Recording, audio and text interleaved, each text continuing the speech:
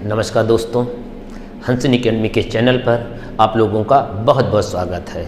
तो चलिए आज का करंट अफेयर्स सरल भाषा में हम लोग शुरू करते हैं। ड्रोन को नागरिक क्षेत्र में अनुमति देने वाला पहला देश कौन है? तो पहला देश है इजराइल। नागरिक क्षेत्र का मतलब ये हुआ कि जहाँ पे वहाँ के नागरिक अपने अपने जगहों या अपने अपने मोहल्ले में रहते हैं, उसमें उड़ाने की अनुमति देने वाला पहला देश कौन है? इजराइल। इजराइल की राजधानी क्या है? यरूशलेम। इस्राइल की मुद्रा क्या है? New shekel. क्या नाम है? New shekel. और इजराइल की जो संसद का नाम है नेशेट। इजराइल के जो इसमें प्रधानमंत्री हैं नफ्ताली बेनेट। मैं फिर से बोल दे रहा हूँ, नफ्ताली बेनेट। और वहाँ के राष्ट्रपति इसहाक हरजोंग। इसहाक हरजोंग है। चलिए अगला देखते हैं। कौन सा राष्ट्रीय उद्यान कार्बन का अधिक उत्सर्जन कर रहा है? काजीरंगा राष्ट्रीय उद्यान। काजीरंगा राष्ट्रीय उद्यान असम में है, जो इस समय कार्बन का उत्सर्जन अधिक कर रहा है। ठीक है, मतलब कहने का मतलब ये है वह जितना कार्बन को एब्जॉर्व करता है, अवशोषित करता है, उससे कहीं अधिक वह कार्बन का उत्सर्जन कर रहा है। इसके पीछे कारण यह है कि यहाँ पे कम वर्षा होने के कारण यह स्थिति उत्पन्न हुई है। ठीक है, काजीरंगा जो है राष्ट्रीय पार्क एक सींग गैंडे के लिए प्रसिद्ध है। ठीक है, किस देश ने ड्रोन के आयात पर प्रतिबंध लगाया है? भारत ने हाल ही में ड्रोन के आयात पर प्रतिबंध लगाया, यानी भारत ड्रोन अब विदेश से नहीं मंगाएगा। आयात का मतलब होता है किसी चीज़ को मंगाना। इंपोर्ट, निर्यात यानी एक्सपोर्ट का मतलब किसी वस्तु को दूसरे देश में भेजना। 15वें IPL के लिए सबसे महंगे अनकैप्ड खिलाड़ी कौन बिका है? आवेश खान। यहाँ पे अभी इसी वर्ष 15वां IPL होने वाला है। इससे पहले 14 IPL हो चुके हैं और 14वां IPL के विजेता चेन्नई सुपर किंग थी। कौन थी? चेन्नई सुपर किंग थी। अभी तक IPL में 8 टीमें भाग लेती थीं, इस बार 10 टीमें भाग लेंगी। ठीक है, तो इस समय कौन सा IPL होगा? 15वां। अनकैप्ड खिलाड़ी का मतलब क्या होता है? अनकैप्ड खिलाड़ी उन खिलाड़ियों को कहा जाता है जो कोई भी इंटरनेशनल मैच न खेला हो। तो आवेश खान अभी तक कोई भी इंटरनेशनल मैच नहीं खेले हैं, इन्हीं खिलाड़ियों को बोलते हैं अनकैप्ड खिलाड़ी। ठीक है, आपने कभी कभी देखता है जब कोई खिलाड़ी पहली बार इंटरनेशनल मैच खेलता है तो उसको मैदान में कैप पहनाई जाती है कप्तान या कोच के द्वारा। तो अभी तक ये बिना कैप के हैं, इसलिए बोला गया अनकैप्ड खिलाड़ी। ठीक है, यानी इन्होंने कोई अंतर्राष्ट्रीय मैच नहीं खेला है। तो अनकैप्ड खिलाड़ी कौन बिका है? आवेश खान। ये 10 करोड़ रुपए में बिके हैं और ये इंदौर के रहने वाले हैं। ऑस्ट्रेलिया के किस जंतु को लुप्तप्राय जंतु श्रेणी में रखा गया है? उस जंतु का नाम है कोआला। कोआला एक जंतु है जिसको अभी जो है इसकी जो प्रजाति संकट में है, इसलिए इसे लुप्तप्राय श्रेणी में रखा गया है। ऑस्ट्रेलिया की राजधानी क्या है? कैनबरा है। ऑस्ट्रेलिया के प्रधानमंत्री स्कॉट मॉरिसन। कौन है? Scott Morrison. दुनिया विश्व का सबसे छोटा महाद्वीप ऑस्ट्रेलिया महाद्वीप। ऑस्ट्रेलिया महाद्वीप के बीचों बीच मकर रेखा गुजरती है और भारत के बीचों बीच कर्क रेखा गुजरती है। मकर रेखा 23.5 अंश दक्षिणी अक्षांश होती है, जबकि कर्क रेखा 23.5 अंश उत्तरी अक्षांश होती है।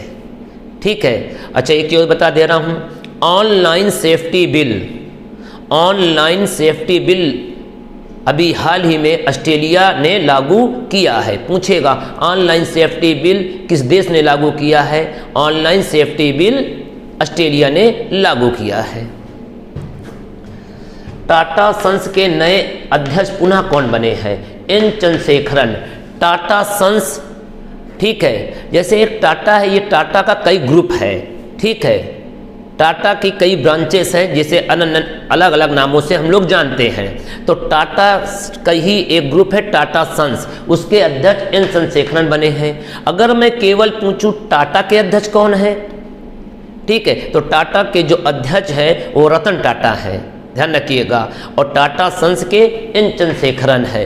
अभी आईपीएल, इससे पहले आपने देखा होगा, आईपीएल के जो प्रायोजक थे, स्पॉन्सर से, वो थे Vivo IPL.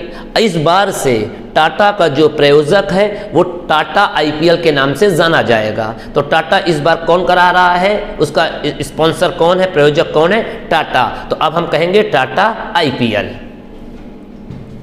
The voice of customer award, the voice of customer award किस हवाई अड्डे को दिया गया?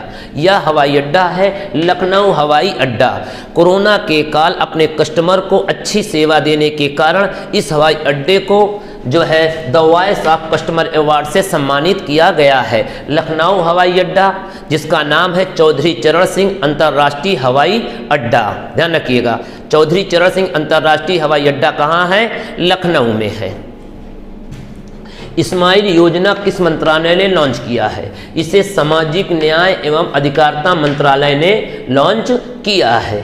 अगला question, India Africa relation changing Horizons पुस्तक के लेखक कौन है? इसके लेखक है राजीव कुमार भाटिया।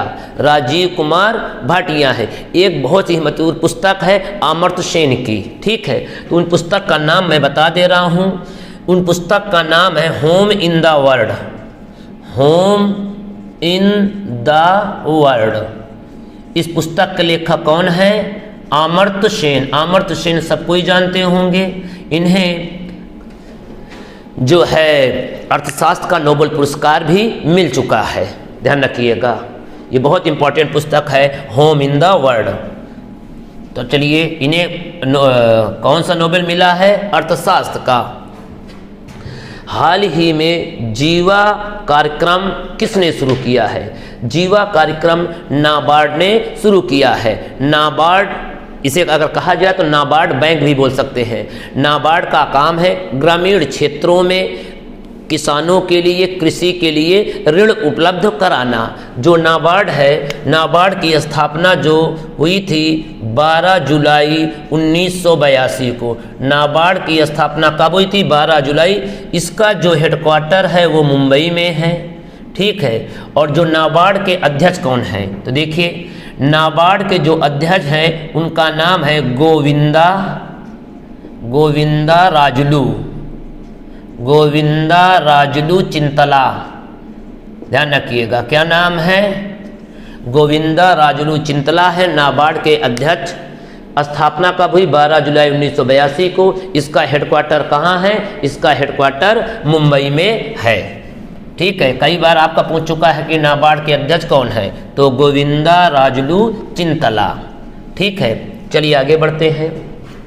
राष्ट्रीय महिला दिवस कब मनाया जाता है? यह 13 फरवरी को, यानी आज के दिन जो है राष्ट्रीय महिला दिवस मनाया जाता है। अब आपको यहाँ पे कन्फ्यूजन होगा कि अंतर्राष्ट्रीय महिला दिवस 8 मार्च को, राष्ट्रीय महिला दिवस 13 फरवरी को। कन्फ्यूजन जरा सा भी ना होइए। ये 13 फरवरी को राष्ट्रीय महिला दिवस क्यों मनाया जाता है? इस दिन भारत कोकिला सरोजिनी नायडू का जन्म हुआ था। भारत कोकिला सरोजिनी नायडू का क्या हुआ था? 13 फरवरी को जन्म हुआ था, जिसे हम लोग नाइटिंगेल ऑफ इंडिया भी कहते हैं। सरोजिनी नायडू 1925 में कांग्रेस की पहली भारतीय महिला अध्यक्ष बनी थी। अगर केवल पूछे कांग्रेस की पहली महिला अध्यक्ष तो एनी बेसेंट। अगर उसमें भारतीय लग जाए कि कांग्रेस की पहली भारतीय महिला अध्यक्ष तो सरोजिनी नायडू। भारत की पहली महिला राज्यपाल कौन बनी थी? सरोजिनी नायडू। या उत्तर प्रदेश की पहली महिला राज्यपाल बनी थी, जो पूरे देश में कोई भी महिला राज्यपाल नहीं बनी थी। ई रूपी डिजिटल प्रीपेड वाउचर की सीमा आरबीआई ने कितनी कर दी? वेरी वेरी इंपॉर्टेंट, ठीक है। किसकी? ई रूपी डिजिटल प्रीपेड वाउचर की सीमा आरबीआई ने कितनी कर दी? 1 लाख रुपए।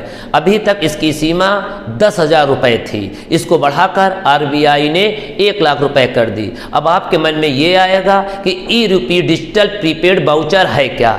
इसे आरबीआई अपने कस्टमरों को एसएमएस या बारकोड के माध्यम से यह पैसा देती है। ठीक है। यहाँ पे आया है आरबीआई। आरबीआई की स्थापना 1 अप्रैल 1935 की हुई थी, स्थापना, ठीक है। और इसका राष्ट्रीयकरण, नेशनलाइज्ड ये कब किया गया आरबीआई? 1 जनवरी 1949 को। दोनों में अंतर है। स्थापना पूछे तो आप बताएंगे 1 अप्रैल 1935 को। अगर पूछे कि आरबीआई का जो है राष्ट्रीयकरण कब किया गया, नेशनलाइज कब किया गया, 1 जनवरी 1949 को। आरबीआई के जो पहले गवर्नर थे, ठीक है, भारत आज़ाद नहीं था तो अंग्रेज थे, उनका नाम था ओसबोर्न स्मिथ।